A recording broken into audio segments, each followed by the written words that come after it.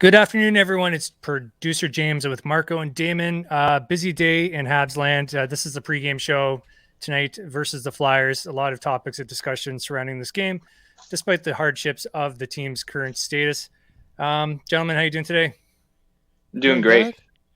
Good, good. Pleased to have you both today. Just scrolling the lineup below. I didn't want to have to bring it up on a separate screen today. Just everyone can take a quick look. I believe Montembeault is actually probably going to start tonight, but yeah. Any comments on the matchup tonight? Obviously, the Flyers are a team that have had their own struggles, fired their own head coach, Alain Vigneault, and are now actually on a bit of a roll with a bit of a re-energized bench. But what can you guys say about tonight's matchup? That if you are watching the game tonight, what should you be paying attention to? I would personally say the big thing to pay attention to is the Flyers' defense right now. Rasmus Ristolainen and also Sean Couturier, and trying to shut those two down. Right, Yeah, Mark. I'd keep Yeah, for the game tonight. yeah, I'd keep an eye on on the Habs point of view. I'd keep an eye on the young guys like Ylonen, who had a great game last game. Keep an eye on those guys. I mean, with everything happening in our lineup with injuries, it's we're running out of players to put up a lineup together. So I just look at the young guys, look at Clay to kind of like contribute. The Habs are at home tonight, so I mean, who knows what could happen at home? Like you said, the Flyers are a bit more energized after their ugly little stretch there, but Yeah. and the Habs too are on the kind of the opposite end of that stretch. But like I said, who knows what could happen at home? Yeah, Yeah, a lot exactly. can And happen. Yeah. yeah, and this might be the last game for a while. We're not sure yet about public health if they're going to cut down the attendance like they are in Ontario with the Leafs games, but and the Senators games, but they're probably already half attended. So yeah, point being, it's going to be a game of two teams that are probably looking. I think the Flyers wanted to win this year, so that we all wanted to win this year, but I think the Flyers still have some ambition. So as you said, they have some vets that really want to do something with their season. Okay, we are going to go through many topics today. As I mentioned, Norlinder goes home. He's going back to Sweden. This is a decision that's been made to better his development track. Obviously, the minutes weren't really there for him. And as you said, guys, the lineup is a bit of a shakeup every game and maybe not the best situation for him, seeing as he's a longer term piece for the team. Any thoughts about Norlinder going back to Sweden? Is this the right call for him? Yeah. Like, he wasn't playing much here in North America. Like with Montreal, he played third pair minutes when he did. He played like about 10 minutes a game, I'd say. And then in the AHL, he got fair shake. But now it's best for him to play in Europe, so he gets more playing time in Champions League, so he can compete there for the ultimate prize besides the Stanley Cup. Yeah, Yeah. what about you, Marco? You agree? Oh, definitely. I think we've been saying this for a long time now that Norlinder's return to Sweden has been a long time coming, and that it's definitely the best move for his development. I think it's easy to say that the season right now is kind of a lost cause for staying competitive, and I think the main focus for the Habs is to develop their younger players, make sure they get the time that they need to become the best versions of themselves that they could be for that when next season, when hopefully all of our guys are rested, injury free, will be able to compete for its spot next season. Yeah, and I mean that's the game plan I think Gordon's laying out, which is if you're hurt, take your time. And if you're young, we're going to have patience, but we're going to put you in the right situation. So in this case, you're going to Sweden, you're going to finish your season, maybe get a taste of winning, and we'll reevaluate in the summertime. Another player that's being called up to this week was Cayden Primeau. So this morning we got the news he's been in and out of the lineup. Obviously, this to me is a symptom of everything that goes back to Price not being in the lineup. Allen in the over or the usage, you could classify it as overusage, I suppose.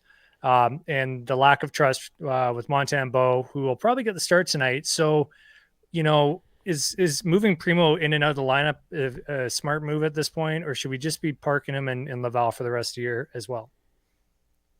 I would personally say leave him in the Val for the most part, but bring him up if you're going to play him because he needs to get the games and as a goalie who's developing. Yeah, Right.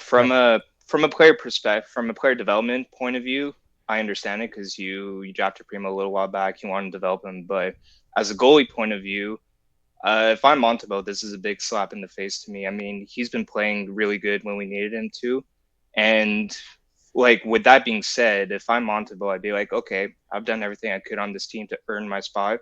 And when you see Primeau getting called back up to the team, kind of makes you question your abilities. And like you said, if he might get the nod tonight, there's a lot going on in his head right now. So from a player point of view, it's not the brightest spot, but I do understand it from a development point of view. Like I said, with everything going on this season, why not play the young guys? But you do have to take in consideration Montebo's feelings as well. Feelings matter. Exactly. We're all humans at the end of the day. Yeah. Well, confidence, I think, is the feeling that we need to nurture with the players, right? So yeah, you bounce them in and out and, find excuses not to play them. That gets pretty hard. And, until Price comes back, if he comes back, that's an issue for another day. Niku, Gally, Armia, I mentioned them because Niku and Gally are now off of the COVID protocol, back skating. Not playing tonight, I don't believe, but they will be back likely this weekend. Now, this brings some more veterans brings Gally back into the mix. Niku obviously is a guy I think who will stick around.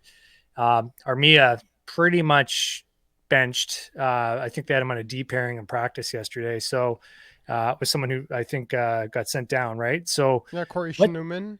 Yeah. I thank you for bailing me out on that. I could not pronounce his name. So that's okay. It's a bit of a tricky one there.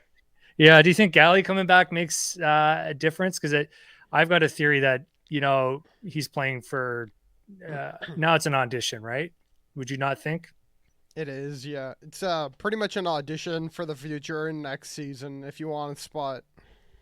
Yeah. Yeah. What about Niku? Ooh, that's a good one. I don't know if he'll make it next year, but I do think he'll stick around for the rest of the season. He has been good for us, and you never know. His trade value could skyrocket, and we could get a good pick for him.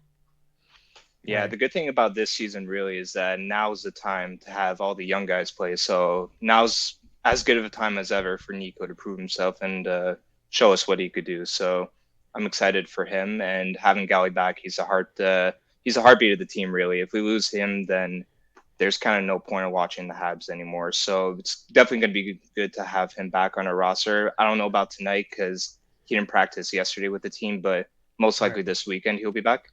Yep. Yeah, I think the lineup we have below is fairly accurate. So yeah, as far as you can be midday on the game day, but yeah, I mean Gally, I think the trade-off for if you lose him or move him has to be that you give the fan base a very clear plan. So when Gordon came and talked to the media on his first scrum, it's pretty evident there wasn't really a formulated plan just yet. So certainly him and guys like Petry, if you're going to jettison them from the organization, there needs to be a clear plan, which leads me to my next point, which is grumpy vets and the coach. So when a team loses, vets talk, they get pissed off, they get frustrated. That came out. Petry came back after the game. He made some pretty pointed comments about the system and the lack of, success they're having basically through what the coach implements. And this to me is something that I just want to quickly touch on, because when you have a grumpy vet, it can not necessarily be good for the up and comers. And what do you do about that? Like, we all know that Ducharme is likely gone after the season. There's no way a new GM is going to be swayed to keep him, I don't think. But does this serve any purpose at this point for Petry to come out and make those comments? I'll go with you, Damon, to start. Yeah, for me, I just think that Petry, of course, has had a rough season, and same with the team, and I just think it's a lot of frustration. So I definitely think that there's quite a bit of differential thinking in between the vets and the coach, such as Allen, who said to play the young guys, and Ducharme clearly hasn't. So I think Petry might also be in the same mindset. And when you have the leaders on your team on a different mindset as opposed to the coach, you kind of know you're in for a very rough ride. Yeah, the way I see it right now, the locker room, with the way that the Habs have been playing this season, could be a very hostile environment. And this is where you need your leaders to really step up, keep the team motivated, because the young guys, like all the guys we've been seeing in the lineup recently, they look up to guys like Petry and Gallagher and Weber to kind of lead as examples. So when you see Petry bringing the team down a little bit, or you see that there's hostility between what the players want and what the coaches want, it's definitely not a healthy environment to have. So I think especially Petry too, with the way he's been playing this season. He's got to find a little bit more maturity in him to kind of lead as example and to kind of put his feelings aside and look out for these young guys because, I mean, he's been here a long time, but we really don't know what the timetable is on the rest of him. So he's got to really change that around. Fair enough. And we all know that nothing changes until there's a new GM. And this week, Geoff Molson did come out and say that this wasn't going to be just a hiring of a man. Women are being considered, which is great to hear. I think diversity in the front office is awesome. And I think that there's a lot of great candidates out there as well. So I know before the show, we discussed some of them. What are you guys hearing as far as potential candidates if they're going to look at, men and women for the role? Oh, for the woman part of it, I've heard a lot of rumors about Kim St-Pierre, and I do think she could be a very good GM because she'll have a great team to work with, and she herself is a former player and a great hockey mind. Yeah. For the women, I kind of see Danielle Goyette as a potential candidate. She's a 3-time gold medalist for Canada. She won Coach of the Year in 2019 for the Calgary Dinos, and she was a big part of their success over there. And most recently, she was appointed head of player development for the Toronto Maple Leafs. So I don't know really where exclusivity lies with her, but if we could steal something from the Leafs, that's always good, right? Or Haley Wickenheiser or someone. Yeah. I mean, again, and we know that the language thing is an issue. I don't know who speaks French, who doesn't. I assume the two you just mentioned speak it quite well. I'm not sure where Haley's at with that, but yeah. So needless to say, all great minds, great players, and would, in my mind, just be as welcome to the job as some of the other people we've discussed. Also some former Olympians that we just mentioned, and we do still pretend on this show that the Olympics are going to happen. So I know there's been some loud voices saying this is like a 0% chance now, but I always like to talk about our matchups and who's on the team that we're playing tonight and who might actually be wearing the Canadian crest in the Beijing Olympics. So we've got obviously Giroux, Hart, depending on the goalie situation, and any others, Damon, that you think could be representing the country this coming Olympics? I definitely think Jean Couturier could, because Jean Couturier is very responsible both in the defensive end and in the offensive end. And if we're playing the U.S. or another top country, we could easily match up Jean Couturier's line against him because he plays good defense. And he's good at keeping the other team's top forwards in their own zone. So I definitely think that Jean Couturier could have a good chance. Yeah. I definitely was going to say, Marco, I want to ask you, though, specifically, do you think Carter Hart should be on the depth chart if Carey Price is back? I definitely think that Hart deserves a spot on the depth chart. I don't know if he should be considered the starter just because of how shaky he's been this season a little bit, last season especially. Like, if it's between him, Fleury, and Bennington, I definitely think that Fleury and Bennington should get the starting spots over Hart. But he's a great goalie still. He's very young, so I would definitely include him on the depth chart. And depending on what happens with Price, who knows? But I don't know. The way I see it, Price is only starting to come back now. He's taking baby steps in his recovery a little bit. So it might be a little bit of a stretch for the Olympics. Even we have no idea if they're going to happen or not. So with that being said, I think Hart should definitely still be in consideration, but I don't know about the starter's role. No, it's all up in the air, as we know. And we know that as of this morning, Carey was taking pucks off his pads. Yeah. So that's encouraging. And I know I was watching earlier today, Stu Cowan basically saying, if he doesn't come back for Olympics, why would you come back at all this season? And I'm of the mind that he'll come back and play hockey. I think that's what he wants to do. He wouldn't be putting all this time in if he wasn't going to play hockey.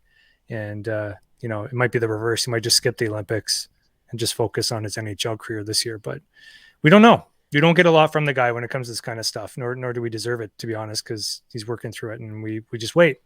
So that's it, guys. I just want to thank you again. Enjoy the game if you get a chance to watch the whole thing tonight. If you're watching, please hit subscribe.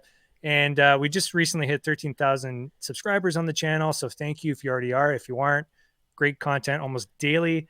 We just posted a clip about Connor Bedard or Shane Wright. If we were living in a world where maybe we get to draft one of them, which one would you rather have? So a lot to talk about, even in this disaster of a season.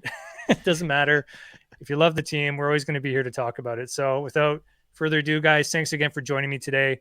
Really appreciate you jumping on this, and have a great night. Thank you.